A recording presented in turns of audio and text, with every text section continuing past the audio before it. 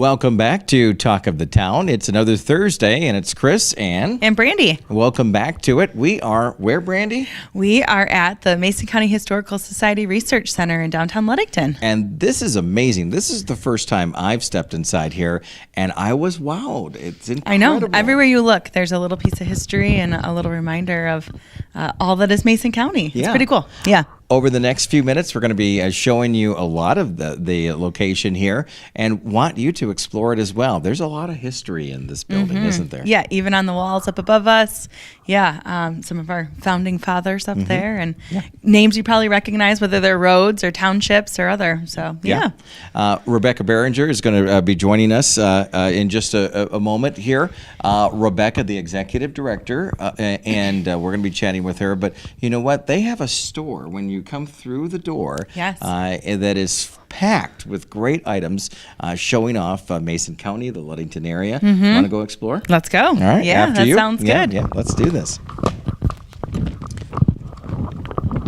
And as you see, there's a lot of stuffed animals and all kinds of goodies in here, and snacks and all of that great stuff. But it's a good presentation just to come off of Ludington Avenue and see what we have here. I think that's the pretty cool part of it. We're going to be talking with Rebecca here in a second, and from mugs to cups to glasses, from throws. Rebecca, what do we have in store in here? So yeah, this is a wonderful gift shop. We have a lot of books on the history of the area. We have just sort of unique items that you don't necessarily see. It has a very woodsy theme. We wanted to honor the history of this location because at one time in the 1800s there was a grocery store here, and it went out of business according to the paper because it was too far out in the woods. Really? So, yep, this Not location, anymore. not anymore. No. So, yeah. And Rebecca, I know you were under construction here for the longest time, but it was well worth it. Yeah. Remind us of that process, if you don't mind. Yeah, so we bought the building back in 2019, right before the pandemic hit, and then that sort of slowed our process, but eventually we got open last year. This location, the Emporium, is really the welcome center to the Historical Society. This is where people can come in and engage with us, learn about all things Mason County, different museums that we offer, and really get a feel for the area and then shop while they're here. So, yeah. That's fantastic. The facility here, square footage and options and availability for the public. Talk about that, if you don't mind. So the whole facility has about 10,000 square feet. So there's a main level, and then underneath here is a whole lower level. That's where we store the archives. So once you go beyond the Emporium, we have our research center, which we'll go into here shortly. But people can engage with us. We do behind the scenes tours of the area, of the particular building. And that's a great way to sort of learn about the work that a historical society does, the types of things that we keep in our collection, how we preserve them, and then the challenges we face today in this sort of digital era where people aren't writing letters and they're not printing photographs, and sort of how that impacts historical societies. That's about a 45-minute tour, and we've had great reviews. People absolutely love it. So that's great. Yeah.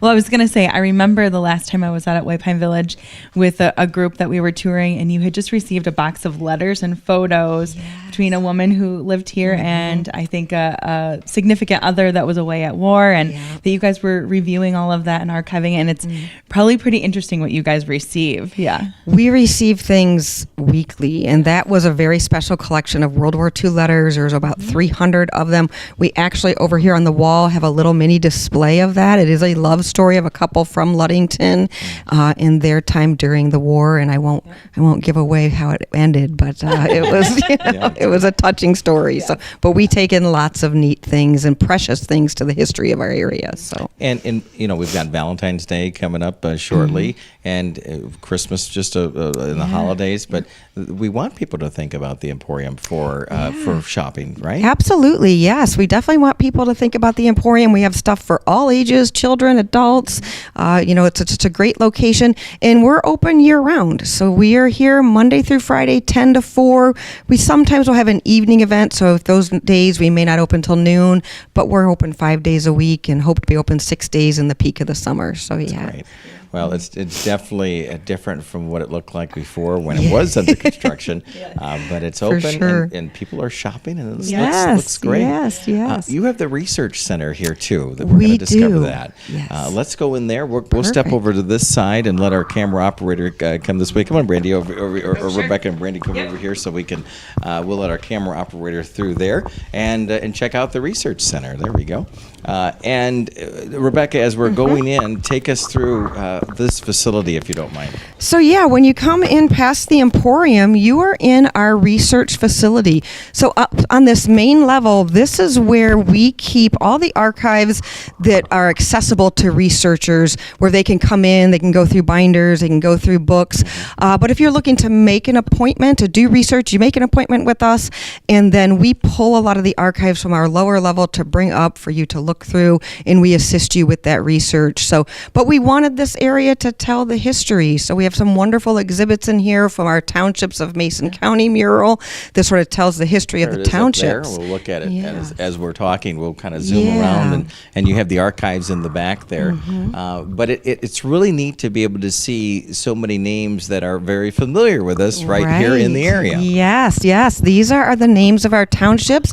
A lot of people don't realize that at least 6 of them were named after Union Civil War generals. So, and then we also have Lincoln's first vice president was Hamlin.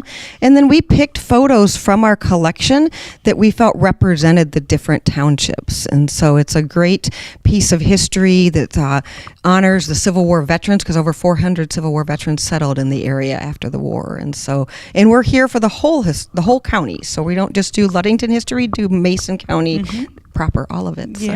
Well, it's interesting to see those faces, because I'm sure many of us have not before, but to see them collectively together is pretty impressive. Well, thank you. We're pretty happy with it.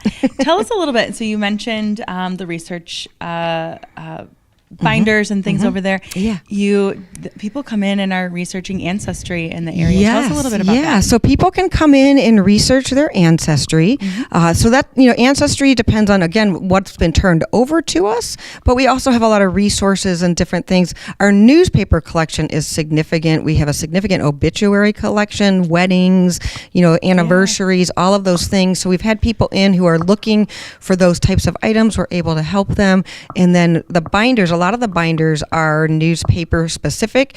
We have a Mason County Sports Hall of Fame collection. It goes back to the early 1800s of all the champion athletes. So if you're looking to, find your grandfather or father, we've got it here. And then we have just tons of resources. And we'll actually be launching later this year a Mason County ancestry database where you can enter your ancestors from Mason County. So very cool stuff. And so this area is available by appointment. So this area is available by appointment, and that's just to allow us time to really find out what somebody's looking for, and so we can make sure that we pull as much of what they need as possible.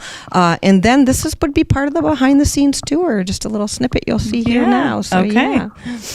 What I'm curious about your favorite part now that you're here, and maybe even the other staff members, their favorites. So my favorite part from the historical science perspective is that we are so much more accessible to the community, to our members, our donors. Before, we were housed out at White Pine Village, which was great, but a lot of people thought we just closed down in October and we didn't open back up until May, where we're a year-round organization.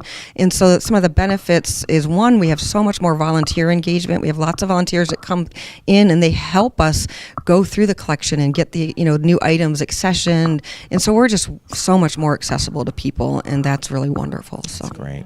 What is the most popular thing that people research here? One of the most popular things usually is again, family history, but then the other thing is authors coming in and researching specific topics. So we'll have people come in, maybe they're doing a research on Hamlin Dam. We had another researcher that was wanting to look at old maps because he's looking into a land dispute, and so all kinds of different varieties of research that people do. So And you have a speaker series in regards to those authors that we're going to talk about, and that's in the next spot that we're going into, right? Yes, that's in the next location. All right, let's make our way over there. And pretty incredible what you have here. How long have you been in the facility now? Well, we opened the Emporium Memorial Day weekend of last year, and then we opened everything else here in the Research Center was opened Labor Day weekend. So. All right. We are making our way here to Legacy Hall, which is pretty impressive. How many people can sit in here? So we can fit about 75 to 80 people in here if we need, and we also can put tables up and have food services and things along that line. We had quite a few bus tours in here last year, so they came for historical presentations. They had lunch while they were here. We brought that catered in, and we actually have a speaker series, like you mentioned, on Monday night. So we'll have Professor Mike Nagel coming in to do a presentation on the Civil War on the home front and the 1863 Detroit riot race. So yeah, 6:30. So. Yeah, and that continues in February, correct? So you've got one coming up, and then what are some of the other topics? So we have one in March on the Friends of the Ludington State Park, and so they're sponsoring the event actually. And then Jim Jensen, our board president, is doing a presentation on the history of Ludington State Park, which is fascinating. So yeah, and we do other workshops as well too. So. Awesome. Well, we know the Friends of Ludington State Park. We talked to them last week. There you go. From the speaker series to the research, what's the big goal for you here? You know, the big goal for us obviously is to continue our mission of presenting, preserving, and protecting the history of Mason County. So one of the benefits to this location compared to our previous location is this is a temperature controlled environment. So that really preserves the archival documents. And then our other big goal is to really share with people that history and to educate people, you know, on the area. And sometimes, you know, that'll be specific to Mason County, but then we also have workshops. We just had to cancel last week because of the weather, but we have a letter preservation workshop on how to preserve your family letters. We're going to be doing a digitization of photos workshop, and then we're also going to be doing a journaling. What are the different techniques to journaling, and what's the importance? Why do we need to do that? You know, and what do we learn from journals and letters and things along that line? So that's wonderful. And obviously, you operate two of our other attraction museums. Anything on the horizon for either one of those that you want to mention? Well, you know, it's the 150th coming up here soon. So we have quite a few events. We're going to have a Maritime Heritage Day at the Port of Ludington Maritime Museum in August. And then we are going to have the the Trial of the Century at White Pine Village here in September. And so we got lots of those things coming up. But both museums will open the first Saturday in May, and they'll be 5 days a week and operational. And we look forward to welcoming people to Mason County to learn about the history. So. Yeah, it'll be here before we know it. It will. And I'm sure with the 150th, that'll spark a lot of people's interest in really diving back and learning a little bit more about our history, what was happening 150 years ago or even more present. So yes, wonderful what you guys do here. Thank you. And thank you for being with us. Well, thank you. Yeah. Is there anything else that we missed talking about or sharing with the audience? You know, no, we're just excited to be here, and welcome if you come into the Historical Society. We'd love to see you. So, All right. Thank you, guys. Thanks, Rebecca. We are here with Rebecca and Talk of the Town, and it's just fantastic from the experience here. You know, from the outside, it looks like a smaller building, doesn't it? Yeah, and then it opens right up. It does. Yeah. They did a fantastic job, and we're just on the main floor. There's a second floor downstairs. Yeah. What's your thoughts of it? It's been a wonderful, you know, a piece right on one of these main corners. It's just kind of like as you enter downtown, as Rebecca was sharing, you know, it just makes the more accessibility, and you know, having the Port of Ludington Maritime Museum and White Pine Village that are a little more removed from like the main corridor. It's a great introduction to those wonderful attractions in our area too. So wonderful staple in downtown Ludington. Well, let's go over some other events and happenings, even if you're downtown exploring the Emporium and the Research Center here. Well, what is happening, including another bartender event? I know. Ludington Bay Brewing Company continues their Celebrity Bartender Series on Thursday. And the crew from Starving Artist Brewery is going to be there serving up drinks from 5 to 8. And I love the collaboration between the brewer community and those two working together. I know do that a lot along with Jamesport Brewing Company. So excited to see that collaboration. And the proceeds from tonight's Celebrity Bartending Series goes to the Rick Chapman Legacy League. And Rick Chapman was the owner of Chuck Wagon Pizza, which is a local staple in everyone's diet. Yes. And so a wonderful legacy for Rick Chapman and a great cause to support tonight from 5 to 8. All right. Make sure you make your way out there. And then Fiesta Thursday Thursdays as well at the Hoff Bar and Grill in Free Soil from 4 to 8 p.m. And they're always putting something forward to just make sure that everybody that's here during the wintertime has a place to go, good Exactly. food. Yeah, it's a really that great third place. That's right. Yes. That's at the Hoff and Free Soil. And then also just down the street from us, a block away at the Blue Moon Bistro, it is tacos for $1.99. You cannot beat that. That's I mean, fantastic. exactly. Yeah, you might be able to snag a couple. That's Yeah. wonderful. And margaritas. Yeah, $2.99. Yeah, that's a great. How do they do that? That's the don't big know. question. But Yeah. that's at the Blue Moon Bistro Thursdays. Stop on down there. Yeah. And I don't know, we've touched on this before during Talk of the Town. LACA hosts Modern Line Dancing tonight at 6 o'clock, Thursday, 6 o'clock. I've not done it yet. Have you done it yet? I have not. No. From all the visuals, the photos and videos, Yes. they have a lot of fun and Great turnout. Yeah. Yeah. Yeah. Yep. And Looks like a great time. Yeah. So and definitely and Andrew and I were talking this morning, and I'm not coordinated. He's not coordinated, but there is a lot of people that do have a lot of fun going Yes. there. Yeah. So, Well, they need spectators too. Oh, yeah, Someone that to works. cheer them on. That's so right. That's our role. We could do that. Yes, and the fun continues Saturday night, 8 to 11. Chirp performs at the Mitten Bar, so their live music series continues. Stop by there. I'm sure they've got a ever-changing board of brews and ciders and some other specials on their board. Very cool. Yeah. Some of the activities that are happening, we have even more. Aaron Skolton's, the exhibit Everything is Everything, highlights the beauty and complexity of Jamaica in her photographs. That'll be on exhibit starting this Friday at LACA, and the artist reception will be 5 to 8 p.m. Friday, free to everybody, obviously, and Yeah. hours to visit the exhibit, 11 a.m. to 4 p.m. Tuesday, Thursday, and Friday, 11 a.m. to 6 p.m. Wednesdays, and 11 a.m. to 2 p.m. Saturdays. And you know, with the snow on the ground here, a little bit of Jamaica isn't a bad thing. I was just going to say, I welcome that. Yeah, I know. No kidding. Yep. And then we have events at the Ludington State Park that are coming up this weekend. No reservations are needed. You just show up and have some fun, including, and make sure you stop at the warming shelter there to meet. The guided snowshoe walk at 1 p.m. on Saturday. We talked a little bit about that last Yeah. week, and we had snow. We had snow. Yeah, Yeah. it came. Yeah, absolutely. And their lantern lit snowshoe ski event is later on that evening at 6 p.m.